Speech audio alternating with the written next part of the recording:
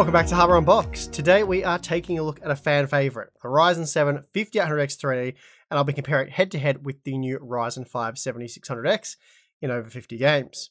Now, recently I did put together a CPU buying guide that focused on both platform upgrades and complete system builds, and in that video, to the dismay of many, I largely overlooked the 5800X 3D, as I don't really feel investing in the AM4 platform right now is a good move, especially when spending more than $300 US on the CPU. Now don't get me wrong, as good as AMD's AM4 platform is, unless you're already on it or looking at very budget-oriented builds, there's little point investing heavily in that platform at this point. You could also argue the same is true of Intel's dead LJ1700 platform, but that one does support the 13th gen Raptor Lake CPUs. Those CPUs are mighty powerful and offer very strong productivity and gaming performance, making them worthy options for new system builders. Speaking of worthy, today's sponsor spot is brought to you by MSI and their NVIDIA GeForce RTX 30 series of graphics cards. For budget-conscious gamers, the Ventus series offers loads of value with a no-fuss performance-focused design packing large triple-fan coolers. Then for the next tier in performance and aesthetics, the Gaming series offers low-noise operation and eye-catching LED lighting. Or for those of you after the best of the best, the Supreme series offers uncompromising performance through state-of-the-art thermal design and, of course, those chiseled good looks. And of course, all models do support ray tracing and DLSS. Also, viewers in Australia and New Zealand can go into the draw to win an epic MSI gaming bundle worth over $2,000 with the purchase of select MSI GeForce RTX 30 series graphics cards for a limited time. So for more information, please check the link in the video description. Okay, so there did appear to be quite a few of you who disagreed with my recent 5800X 3D assessment and did demand a 5800X 3D versus 7600X head-to-head. So here we are.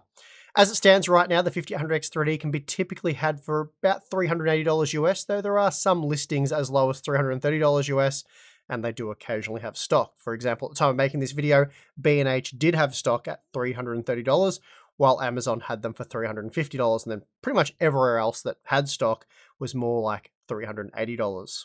Here in Australia, most retailers are on the same page, placing the 5800X 3D at $500 ADU. Meanwhile, over in Europe, you'll typically pay around 350 euros. In contrast to that, the 7600X, which landed with an MSRP of $300 US, that's been slashed as low as $235 US, where you can find it in stock at B&H, while it's between $240 and $250 US basically everywhere else. These are meant to be temporary price cuts, but I think we'll find these updated prices fairly permanent. If not for the 7600X, it will be for the soon-to-be-released non-X version. Over here in Australia, the 7600X is $400 AUD, and over in Europe, it's 280 euros. So if we take the lowest prices for each model, the 7600X is 29% cheaper than the 5800X 3D in the US, though typical pricing sees it more like 37% cheaper. But here in Australia, it's 20% cheaper, and in Europe, it's also 20% cheaper.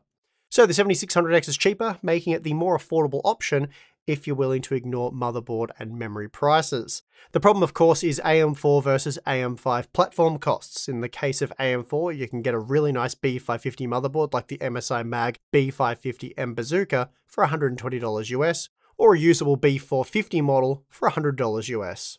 Then you're looking at $120 US for a 32GB kit of DDR4 3600CL16 memory, and that's what we'll be using for testing today. So if we factor in the cost of a B550 motherboard and go with the lowest 5800X 3D price right now, the package comes out at $570 US or $620 US using more typical CPU pricing. Meanwhile, AM5 motherboard pricing still kind of sucks, and it's not easy to snap up a B650 board for much under $200 US with just a few options to choose from. Ideally, you'd probably want something like the Gigabyte B650M Aorus Elite AX, which costs $200 US. And then, of course, there is the memory to consider. DDR5 6000 CL30 stuff, which we use for testing, that costs $225 US. Though there are some CL36 kits selling for as little as $150 US, but without testing, I'm not sure how much performance you're giving up there. For the performance shown in this video, you'll need to spend $225 US on the memory, taking the total build cost to $665 US, a 7% increase over what you'll typically pay for the 5800X 3D package, or up to 17% more if you go off the best pricing for the 8-core processor. In my opinion, paying a small premium for access to the AM5 platform makes sense. You're getting DDR5 support, a much better upgrade path, PCI Express 5.0, better USB and M.2 support, and in general a much higher quality motherboard at the prices quoted here. So it's not really an apples to apples comparison in terms of features and board quality. It is also possible to reduce the price premium by using G.Skill's Ripjaws S5 series DDR5 6000 CL36 or even the CL32 memory, but at this point in time I can't comment on the performance as I don't have access to those memory kits. Anyway, we should probably get into the benchmarks as I know that's what many of you are here for. So without further ado, let's quickly go over the test system specs and then jump into the benchmarks. The Ryzen 5 7600X was tested on the MSI MEG X670E Ace motherboard with 32GB of DDR5 6000 CL30 single rank memory, while the Ryzen 7 5800X 3D was tested on the MSI MPG X570S Carbon Max Wi-Fi using 32GB of DDR4 3600CL16 dual rank memory. Then finally, the graphics card of choice is the NVIDIA GeForce RTX 4090. Also, please note we're using Windows 11 with resizable bar enabled for both configurations. Okay, let's get into the data. Now I'm going to start with the Warzone 2 results because I again excluded the 5800X 3D from my recent Warzone 2 testing, instead focusing on Zen 4 and Raptor Lake as this testing was extremely time consuming. Anyway, we now have the 5800X 3D and it is indeed faster than the 7600X in this title, delivering 9% more performance at 1080p, 8% more at 1440p, and then basically the same performance at 4K, though the 1% lows were quite a bit better. Though due to how difficult this multiplayer game is to test, that margin could be similar to what was shown at 1080p and 1440p. Either way though, the 3D Vcache processor is typically faster in this game, and this will no doubt be important for those of you using competitive quality settings. As for the single player portion of the Call of Duty Modern Warfare 2 game, it doesn't really matter which of these two CPUs you use, both are capable of driving high frame rates when armed with a high-end GPU, and performance overall was much the same. Not only that, but north of 144 FPS should be more than enough for a highly enjoyable single player experience. Clock frequency plays a key role when it comes to Counter-Strike Global Offensive performance, so here the 7600X has a serious advantage, allowing it to drive 37% more frames in our test, and even at 4K the results are CPU bound. A Plague Tale Requiem is a new title to our battery of benchmarks, and this one does play much better using the 7600X, and even when using the faster Zen 4 CPU with the ultra quality settings, the game was still heavily CPU bound at 1080p and even 1440p. The 7600X was 15% faster at 1080p and 20% faster at 1440p, while the margin was reduced to just 4% at 4K, though the 1% lows were still quite a bit stronger with the Zen 4 part leading by a 10% margin here. This isn't a game that requires big frame rates though, and frankly over 90 FPS at 4K offers an amazing gaming experience, but if you want to maximize performance with a high-end GPU, the 7600X does a much better job of that. Dying Light 2 isn't very CPU demanding, and as a result all testing was GPU limited even at 1080p, so regardless of which CPU you use, performance is almost always going to be identical.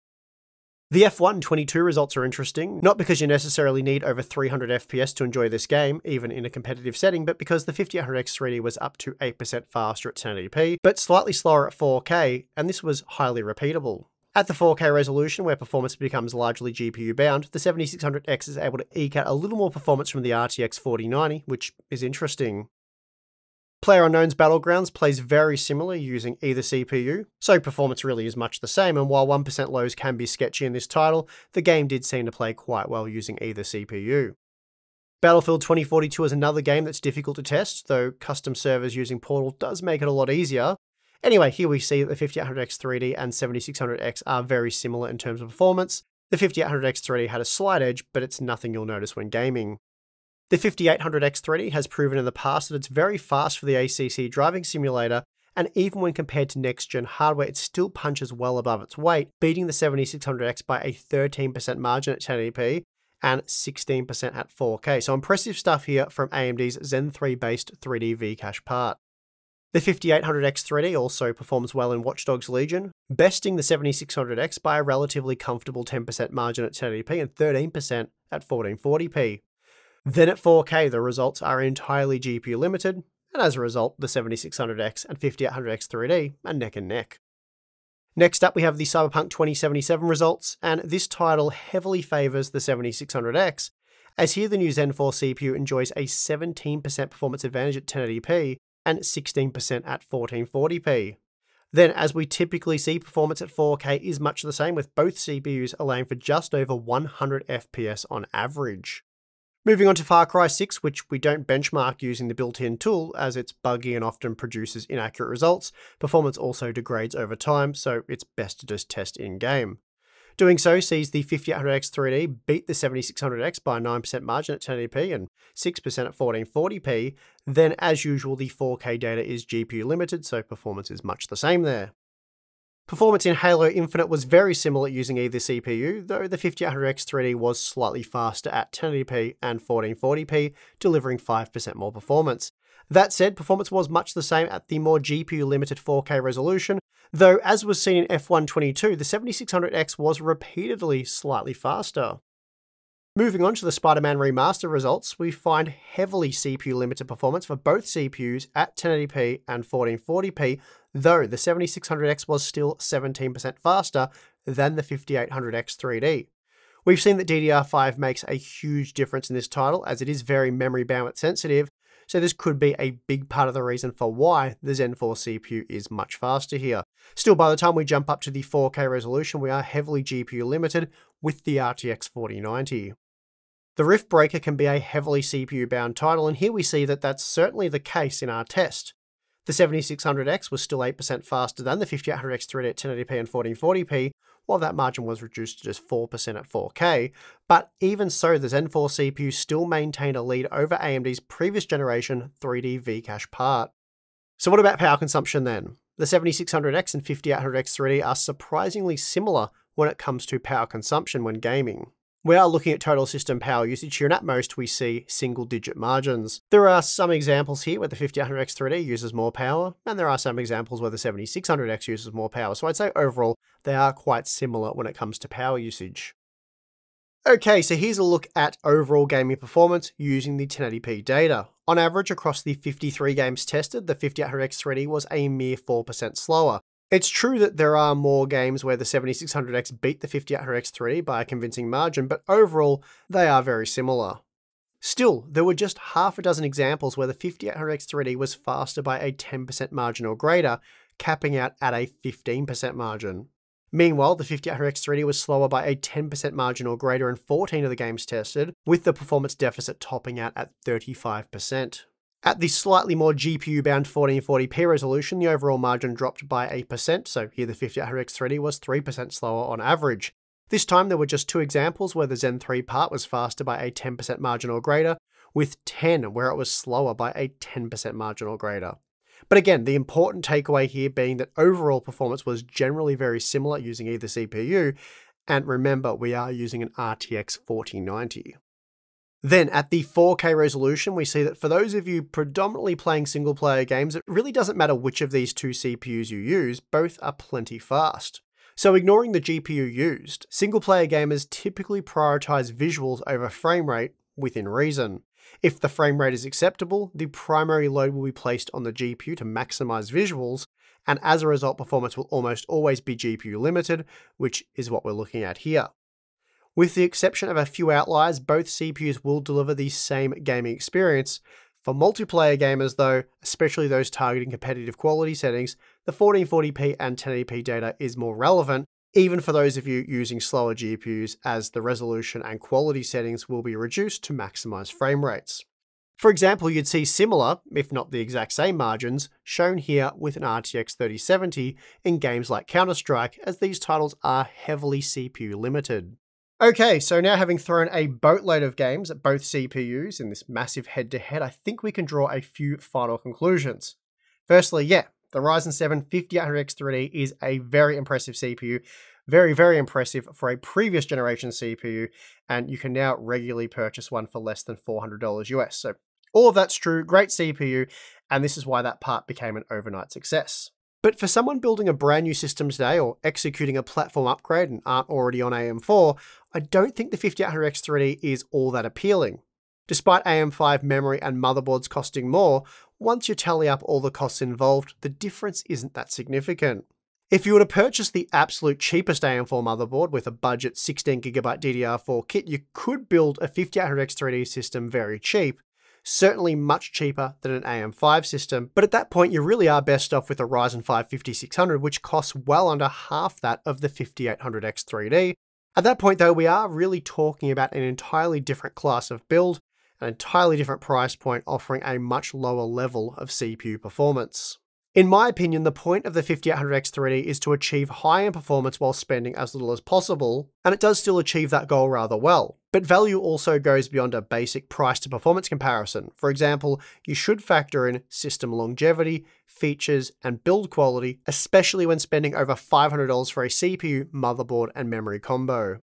The 5800X 3D really achieves that objective best when you're already on the AM4 platform, as it offers a very easy and relatively cheap drop-in upgrade, providing a big boost in performance over most other AM4 CPUs. So as I've said, for new system builders or those upgrading who aren't already on AM4, the 5800X 3D offers a lot less value in my opinion, and as such I'd opt for AM5 or possibly Intel's LGA 1700 platform, though I'd have to be after something Intel specific, something unique to their platform, for me to invest in what is essentially another dead platform. And maybe that's something I can explore in another video, compare the 5800X 3D to the 13600K and see how they stack up. Really, if AM5 turns out to be as successful as AM4, and it is off to a much better start in terms of performance and the quality of the motherboards, and really it'll end up being an obvious choice. Sadly though, we don't know where AM5 goes over the next few years, but we know that it certainly has a chance to go somewhere. AM4 and LGA 1700 won't have that chance. They're done. What you have available right now for those platforms is it. It's also well worth noting that the AM5 bet is hardly a big gamble for new system builders. The 5800X 3D, 7600X and 13600K will all cost you roughly the same amount of money when opting for a decent quality motherboard, and for gamers, performance across all three is close enough that it simply doesn't matter. Arguing about which of these three CPUs is best for gamers is the very definition of a waste of time. Also, AMD slashing the price of the 7600X by 20% has really helped with its desirability, and this is exactly what I called for in my day one review, so I'm glad that AMD listened. But for it to become a no-brainer, we really do need cheaper AM5 motherboards, and more affordable DDR5 memory wouldn't hurt either, so fingers crossed prices continue to slide. And that's going to do it for this video. If you enjoyed this big comparison between these two CPUs, then please do give it a like. It was a tremendous amount of work. And if you'd like to see the 13600K added, then put 13600K at the start of your comment and I'll tally those up and see how much interest there is. Also, Patreon Float Plane if you want to become a Hardware Unboxed community member. Links in the video description. You get access to our exclusive Discord server, monthly live streams, behind the scenes content, and Q&A. So check that out if you are interested, but if not, that's perfectly fine. And I would like to thank you for watching this video. I'm your host, Steve. See you next time.